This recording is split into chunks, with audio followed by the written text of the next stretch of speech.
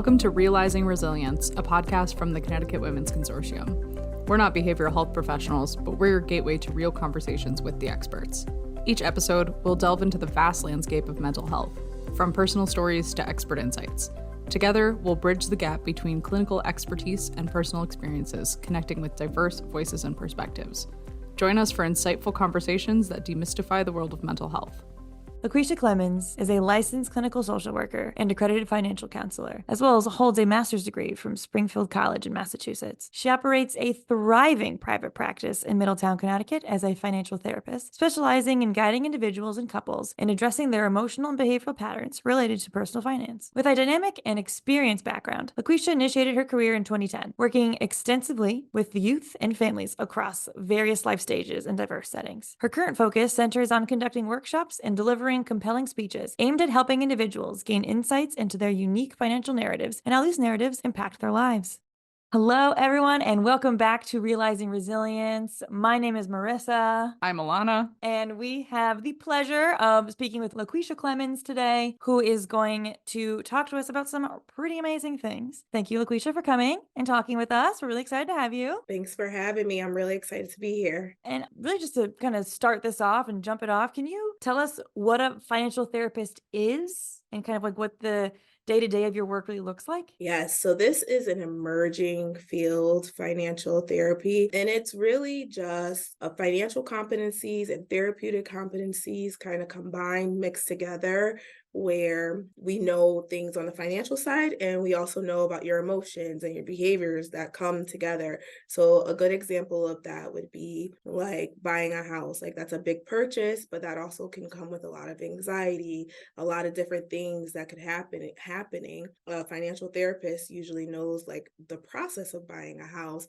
and what those steps are that they're looking for on the financial side when you want to do that. But the therapeutic side of that with financial therapy, we also know those emotions that can come up when that occurs or those decision-making things that happen. So it's a good mix of just knowing your money and your feelings. And then you said mention my day-to-day, right? So my day-to-day, I see a lot of different types of people, I would say, and I meet with couples, I meet with individuals, I also do group sessions, and what usually happens is when couples come to me, a lot of that is because they are usually not on the same page financially. It may be even deeper than that, and if that is deeper than that, then sometimes I may refer them out to a different couples therapist if we really need to go beyond the financial things. And with couples, it's really about understanding your money story. So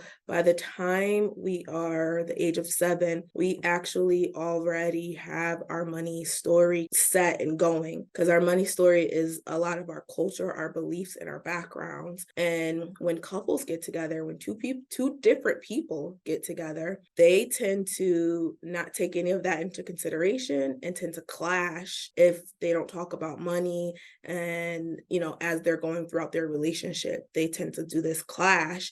And when they clash, they then come to me to try to figure out, well, why they can't be on the same page, or why they're making some of the financial mistakes that they may be making, or how they can come more together. So I enjoy working with couples because I am able to help them really understand each of their money stories and then how to bring it together and create your money story that is together, not necessarily separate, because that's what happens a lot of times. And then I have individuals that come to me and maybe they're just nervous about their financial state. Maybe it's somebody who previously went through a past where they, what I would say is hustle. Like they hustled all the time, working 2-3 jobs, just trying to make ends meet. And now they're in a state where they have one job and it's working for them, but they're afraid, like, is that job gonna go?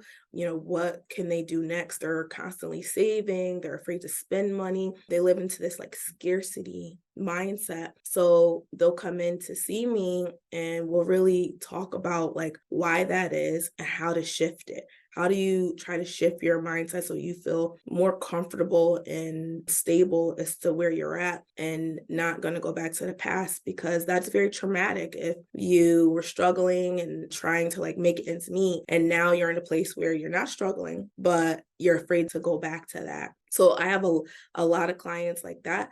Or I also have clients where they'll come to me and they feel like their financial stuff is just all in a mess. And it's not really that it's in a mess. It's really that they aren't making enough money. And a lot of times we're just going with it. We're just going with the flow, paying our bills, paying whatever, thinking we're just getting by. But no one ever really sits down and write down all your expenses and all your income to really see where you're at. And a lot of times that is because they're avoiding. They have a lot of credit card debt and they're avoiding looking at that bank statement. They're avoiding looking at their credit card statements. So they're just trying to get by. So they'll come to me and we'll work on that. We'll work on not being so avoidant of your bills that are coming in. And if there's not enough money coming in, what can we do differently so that you can get enough money that's coming in? Rather that be, maybe it's an apartment that you have that you thought you could afford, but it turned out to be way too expensive. Or maybe you might need to move and look at other things. Or is there stuff you can cut out? Or is there a way to add additional income into your current income? So we'll talk about that and look at all that, but also recognizing again the emotions, the feelings, like what is happening underneath all of that, because your stress can happen.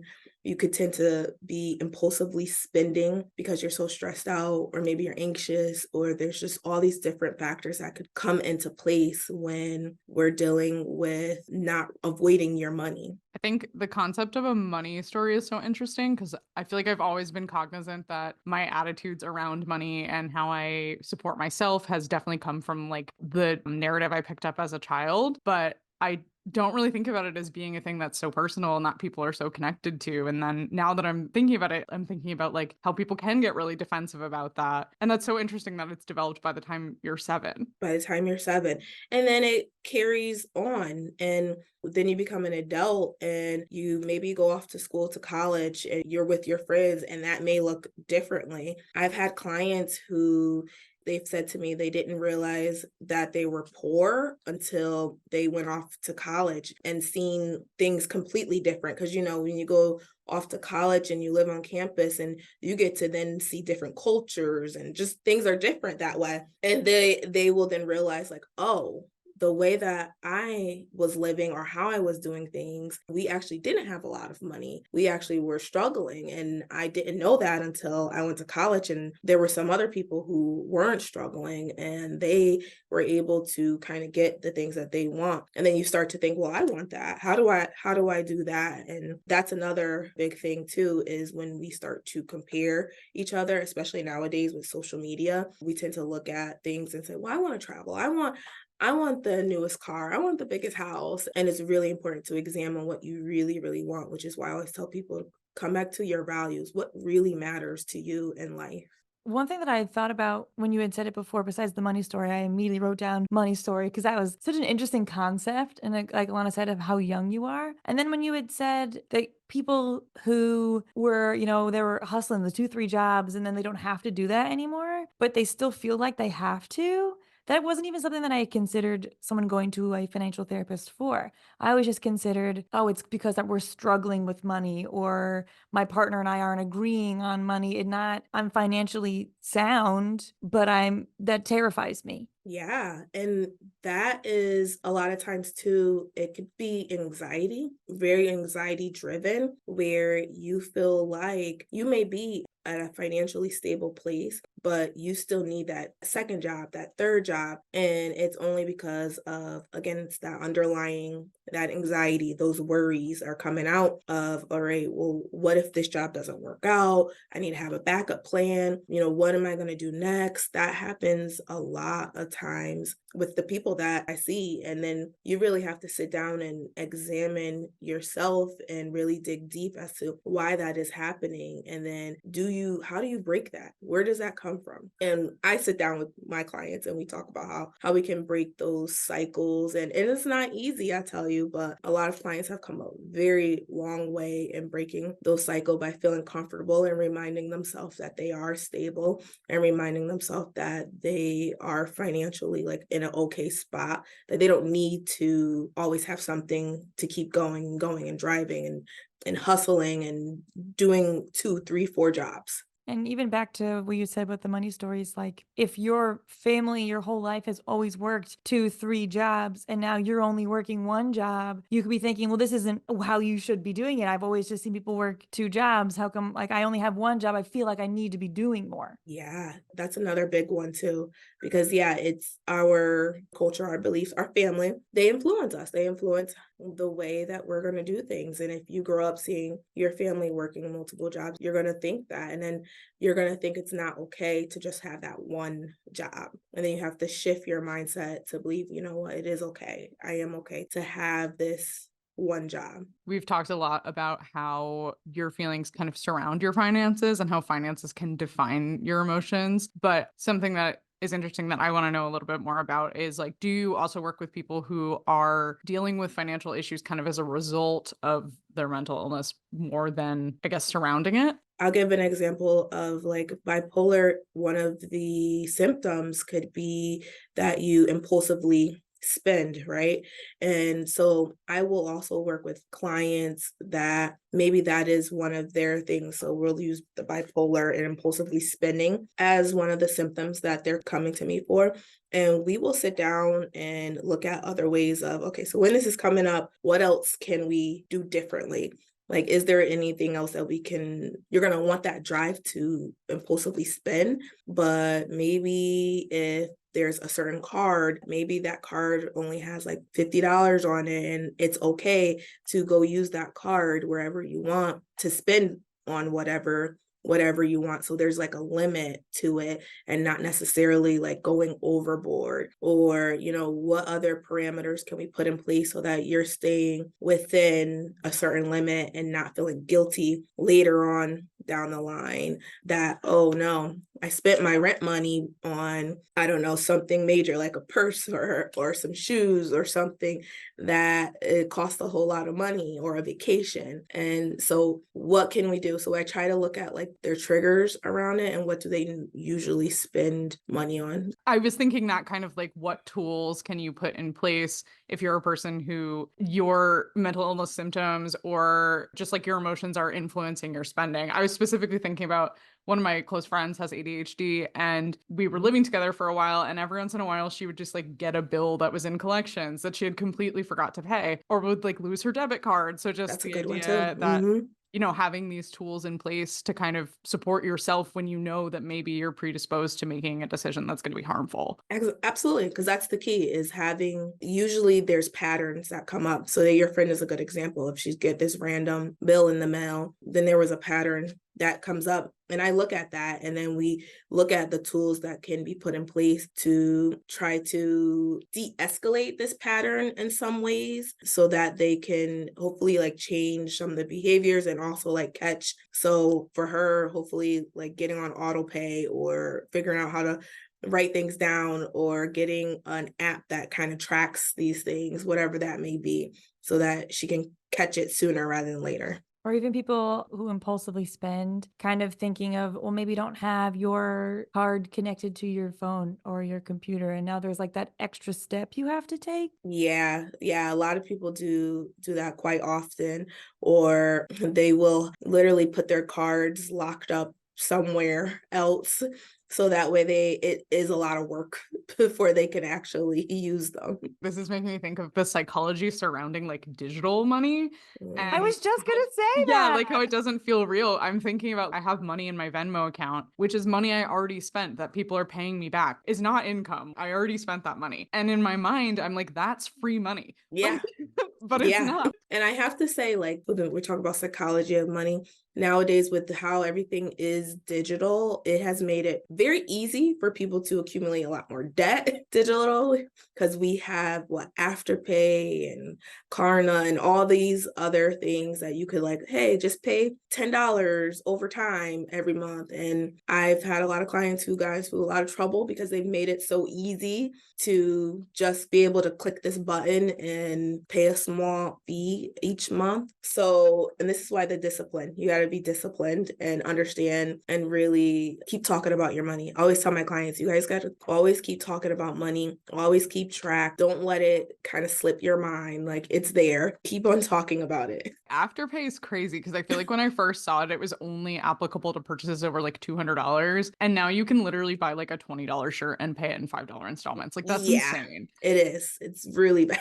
And the fact that it's advertised on most purchases, right under the cost of something. So you don't even get a chance to be like, oh, well, maybe I shouldn't get this because of the price. Because right there, it's or for a few installments of $25. Which makes it even more enticing to be like, okay, I could do that. I can do $25. We were talking just about how interesting and unique your training is, but also how fundamentally necessary it is. If you could just talk a little bit about what people can expect. It's the Power of Money Stories on January 19th and kind of what you hope people walk away with. Yeah, first off, I'm super excited for it because really what we're going to do is do a nice deep dive into what your own money story is, but also for the therapists in the room to know how to be able to help their clients understand what their money story is, and really utilizing some of the tools that I use within my practice. I'm very big on Dr. Brad Clemons, who's a financial psychologist who's done a lot of research in this area. I am going to be utilizing a lot of his tools during my workshop that I'm doing, which I'm really excited about. We're going to be able to really evaluate our own money story. How do we shift our narratives if we want to shift it? How do we evaluate it? Really, how to identify any traumas that can come up within your money story, because I think we tend to forget about that too. Is money can also be traumatic, such as if there was a job loss, or if you were in a family and there was a job loss, or if somebody died, suddenly, who was the moneymaker within that family.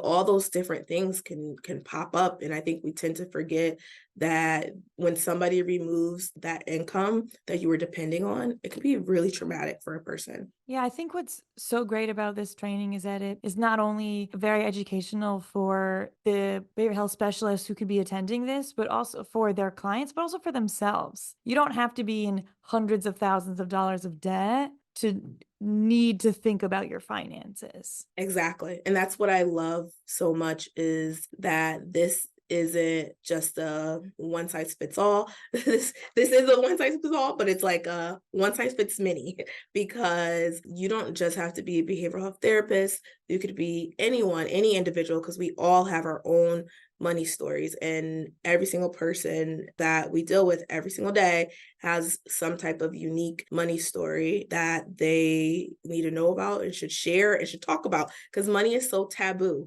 We don't talk about it enough. And I think that's why people are ashamed and embarrassed when it comes to money. And I'm trying to take that out of here. I want that stigma gone of being shamed or embarrassed about your money or your money situation. Yeah, I think it'll be especially good too for behavioral health professionals because, one, obviously people in that field are not paid what they should be getting paid for the level of work that they do. But also, I'm sure if you're a person who's running your own business, who's maybe a smaller practitioner or private practice therapist, you are thinking about finances a lot more than maybe someone who works for a larger hospital or something along those lines. So like Marissa said, the application for yourself and for your clients. Yeah. And when you are a business owner, if you've never been able to manage your money or really understand it and personally, then it's going to usually show up within your business. So if you avoid bills personally, you're probably going to be avoiding them in your business. People know, you've got bills you get to pay, you got things to spend money on. But I think really taking a step back and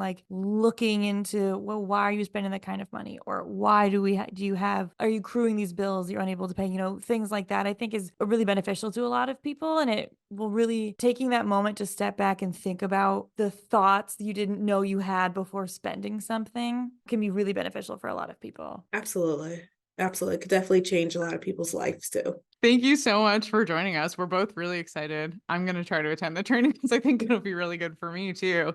This can be relevant for anyone, regardless of whether or not you're in the behavioral health field or not. Absolutely. It definitely is. And even that, like, there's also systemic issues when it comes to and around money. And I don't know if you want me to get into all of that, but there's a lot of different layers here. So yeah, this training will definitely be needed for everyone. I always say we should just be talking about this.